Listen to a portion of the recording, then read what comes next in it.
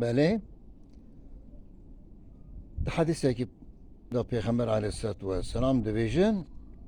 لا يؤمن أحدكم حتى يحب لأخيه ما يحب لنفسه او کسی که تشتاش خرد خوازه جبرای خوی مؤمن راجی نخوازه اوی براست ایمان آنیه ام دنیرن چقوا ظلم و زور هی ده دولت مسلمانه ده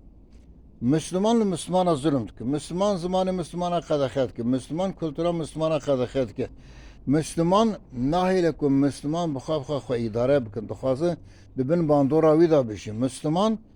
mal u mülk dike bini çenge kha, dike peşa kha, nahile birayi Müslümanı dinaji istifade bikin. Petrol avi dukha, erdi dukha, kumur avi dukha vesaire. Evya tevi mani kuvan barrasti iman bukhadi naniye. که او کسی بیجه من ایمان بخواده هانیه گرک چه جخارا دخوازه اویش برای خواه مؤمراج بخوازه چه جبرای خواه مؤمرا نخوازه گرک اویش خواه راجی نخوازه گرک خواه به تو آوای دسر برای خواه مسلمان را برای خواه باورمند را نگره و چاخه مرف در دوری خواه بنیر که جیران ما کیجان ایو مسلمان کیجان ایو نه مسلمانه